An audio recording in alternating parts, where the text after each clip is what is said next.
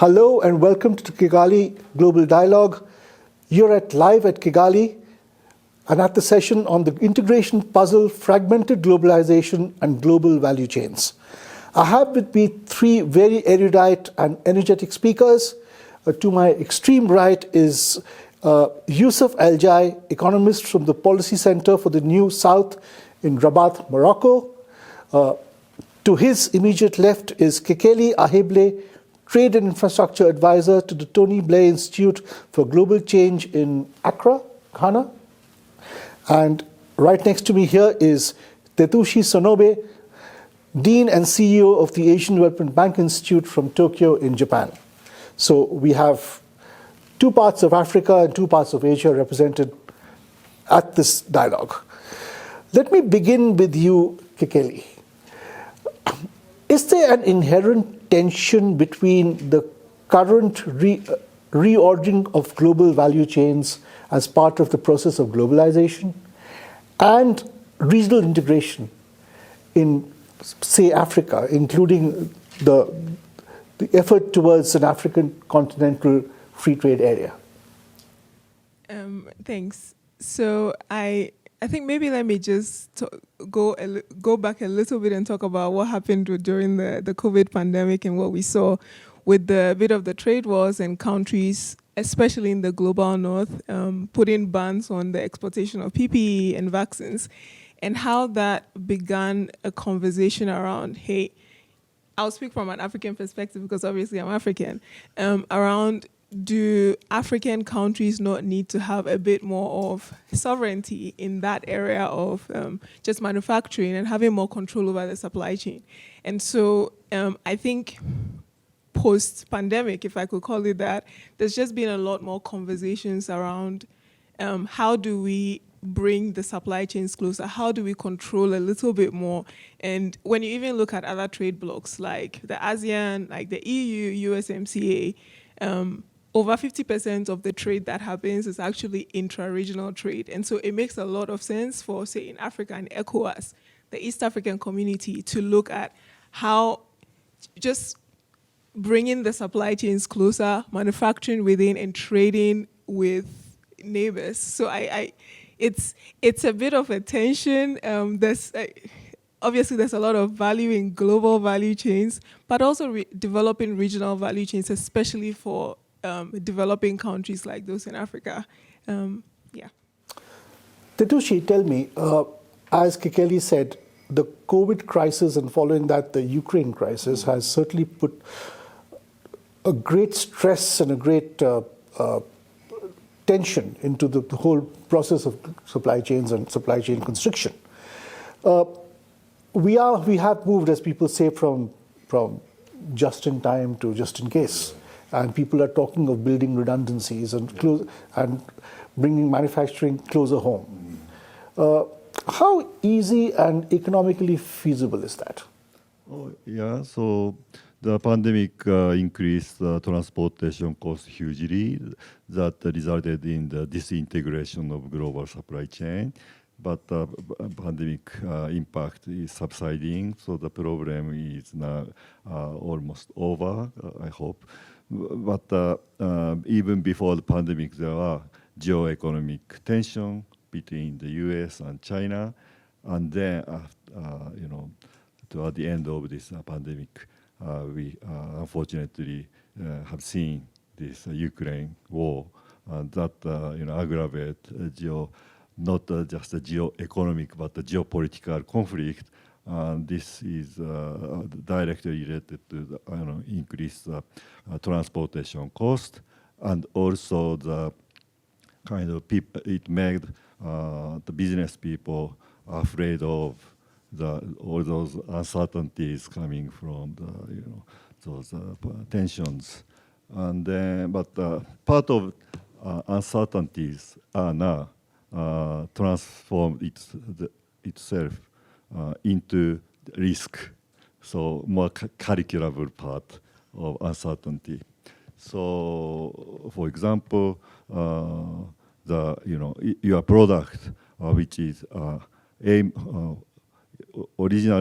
originally intended to help consumers, but it may be used to help military something. So then your company may be sacked later. So that kind of uncertainty made companies kind of more nervous, and then this will be a huge negative. This will have a huge negative impact. But now these things are being kind of calculated, so the business people take such risk into account. So this is a matter of risk. So the G7 Hiroshima summit leaders talked about de-risking. Yes, and then also those companies voluntarily already or spontaneously started kind of duplicate their supply chain, not bring the orders to the place or vendors in developing countries, which is most efficient producer, but now they have the second best one. But these things increase the cost of trade and also production, but it's a kind of manageable one. The serious one is real uncertain, geopolitical tensions. So this will kind of paralyze the global supply chain and lead to disintegration of global economy. So in order to reduce uncertainty, so people need to know what this kind of bloc is thinking about, and then what others are talking about. So we need to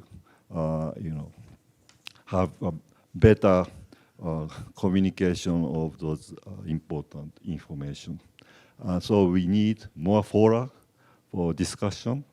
So a good example is the G7, G20. And then not only those leaders, G, but also people can contribute to increasing the channels of communication to reduce uncertainty.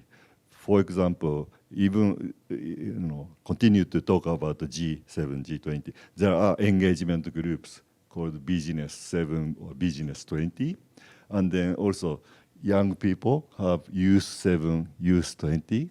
And then think tanks, global think tanks have T7 and T20, right? So then people can talk about different issues. Interesting thing is T7 and the T20 are both completely open to think tanks in the world. So the participating think tanks are all the same people. But if the organizers are different, so agenda setting is also different. So T7 Japan talked about the Ukraine reconstruction and the nuclear disarmament. But those things will not be talked in India. But it's, because we have multiple fora of discussion, the people can talk. And then those people who are not really want to talk about kind of particular issue can learn, those guys are talking those things, and then that's the opinion.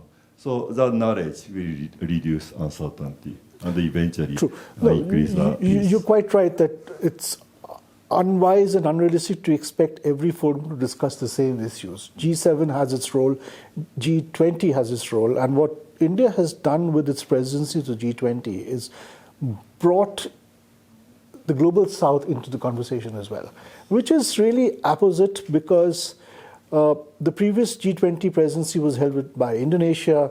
The next two G20 presidencies will be held by Brazil and South Africa. Quite honestly, without the global south having a voice in the economic management of the world, G20 will fail.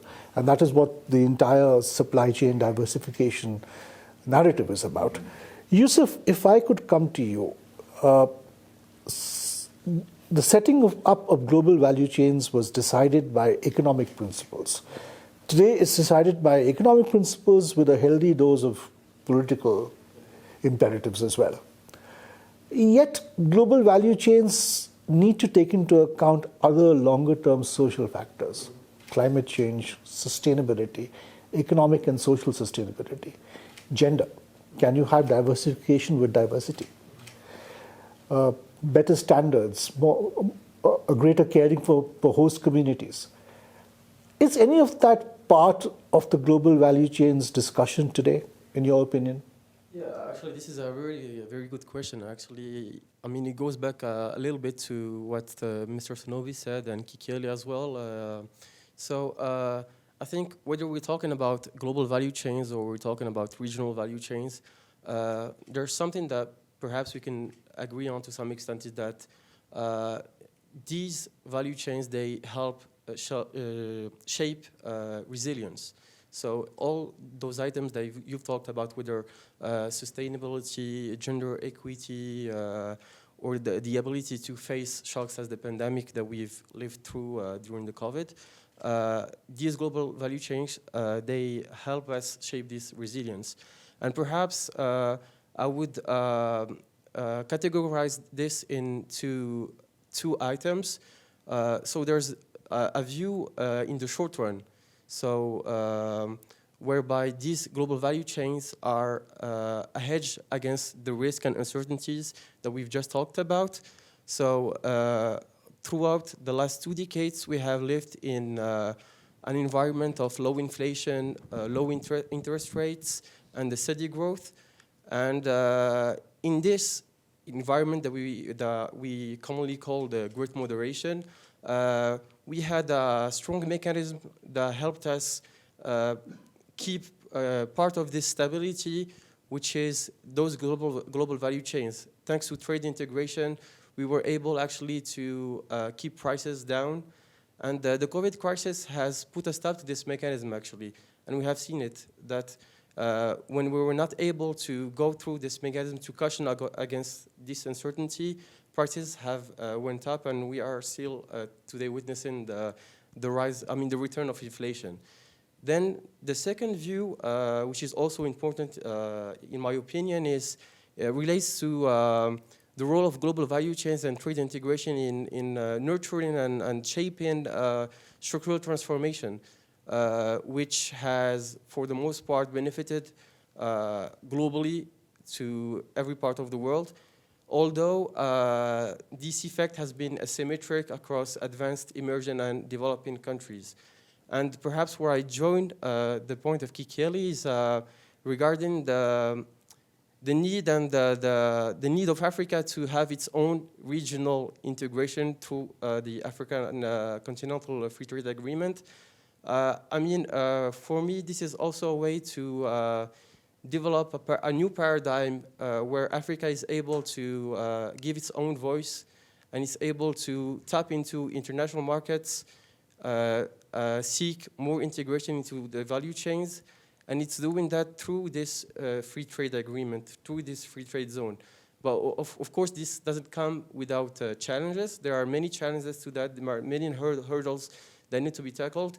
Trade integration is for sure a necessary condition, but it's not sufficient on its own. So we have to work on fostering cross-border investment in crucial sectors, especially on infrastructure, also harmonizing our framework of regulations in order to facilitate the exchange, whether intra-trade, so between African countries, but also the way we interact with the rest of the world. So this new paradigm is really important, and it's also very important that today we are witnessing an initiative by Africa that is a bit going against the global tide. So everywhere in the world we are talking about global fragmentation, about fracture, but we're seeing that Africa is actually betting on more integration in order to cushion against shocks and in order to achieve structural transformation. So this is like really, so for me this is really important to keep in mind that even if we are moving into a world where geopolitics are prevailing on economics and politics are prevailing on economics, there are still some kind of pragmatism that is pushing us to find some common denominators, and integration is facilitating that, actually. That's a very interesting and very refreshing point that Youssef has made, because Tetsushi, as you and I know, the process of Asian economic integration, which was begun with such hope at the beginning of the century, has now hit a bit of a roadblock because of politics, because of the China factor. TPP, of course, didn't quite happen because America walked away. RCEP, India walked away from RCEP because there were concerns about ASEAN integration into Chinese supply chains. China is a factor in many economic and geopolitical discussions today. When you see how the Asian economic integration process has stalled, in a sense, what lessons and what advice can we offer our friends in Africa as they embark on this journey? Yes. The current situation in the trade in Asia is a bit, dissatisfactory, but not totally bad. As you know, for many countries, for many large economies, China still the number one trade partners, exporting, destination, and also the suppliers. And then actually the trade has been growing so faster, right? So in that sense, my question could be modified that what the strengths of Asian trade. And then I learned this. Kekeli, you are interested in the government in Ghana, yes, right? So I conducted a survey type research in Tanzania, government producers, and also Bangladesh, the world's most successful government producers, and surpassing the China according to them. And then, so Bangladesh started from very low level in 1980, and then for example, the Philippines are much stronger competitors, but could easily surpass, and then other countries, and then even surpassing China. The reason why is that they have honed their skill of management, production management, quality control, and also marketing. So they, absorb all the knowledge, technologies, and those things very aggressively. So that's the number one point. So we have a better, environment for global trade or regional trade. So freer trade, lower cost transportation. That will lead to the flourishing trade. But if your productivity or quality remain low, then you can gain only a little. So that's what the economic theory, trade theory, teach us, and then that's the best part, right, of the theory. So you now know the conclusion. So why Asia succeeded in trade? Because they worked very hard in improving productivity and quality. Okay, Could I? Sorry, go ahead. Yes, absolutely. I was going to maybe add a little more. So he's seen I've done a bit of work on textiles and apparel in West Africa, and that's exactly the argument we've been making, right? They need to learn from other regions that have done it and done it well. But while considering, so take for example, just wax prints imports into West Africa, I think in 2021 was about $800 million. 5% of that was intra-ECOWAS, that's intra-West Africa trade. But to put it into perspective, West Africa is producing about 60% of Africa's cotton. 90% of that is going out to Asia and Europe in the raw and processed form. In today's world that we're talking about decelerating the movement of, decelerating, just getting to global warming, limiting it to 1.5, I think it's 1.5 degrees Celsius by 2030, that the carbon footprint alone of that, moving raw materials all across the world and bringing process back, it doesn't. And the government, so like Cote d'Ivoire, for instance, they've set policy targets to process about 50% of what they produce, what they are producing, raw materials, domestically, and then trade it across. So Ghana doesn't have cotton, for instance. So you can process a bit of the cotton in Cote d'Ivoire, send grey buffs to Ghana, maybe do it into the wax print, send it to Nigeria. So you have more trade. You're stimulating trade activity in the region, and you're, in the end, gaining economic development, which is what we want on the African continent. So just adding a bit to that. Which is a wonderful sort of outcome to hope for at the end of this regional integration process. But Youssef, if I could leave the last thought with you, as this global value chains get reordered, how confident are you that Africa will move from the lower end of global value chains towards the upper end of global value chains in the coming decade? Actually, I'm quite confident, and it goes beyond what we call Afro-optimism. I mean, for me, it's a really pragmatic view of how I see the things going right now. There's a strong positive dynamic within the country, led by the continental institutions, also by the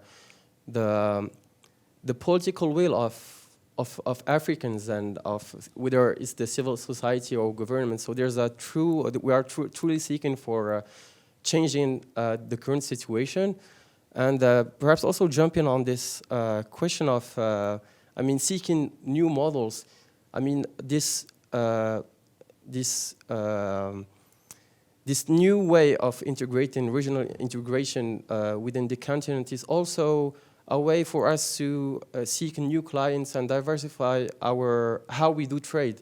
I mean, traditionally, African countries have been trading for the most part with Europe, but the African Continental Free Trade Agreement is also a way to tap into new markets and also seek deeper agreements with these markets to attract more other forms of cooperation, namely foreign direct investments that come with transfers of technologies, which are really what we are lacking right now with the current state of integration. We really need this kind of cooperation that will drive this transfer of technology. And I think that Africa right now is on the right path to doing so. That's a wonderfully optimistic way on which to end this conversation. Thank you so much, Youssef. Thank you so much, Kekeli, and thank you so much, Tetsushi. I hand you back to our host.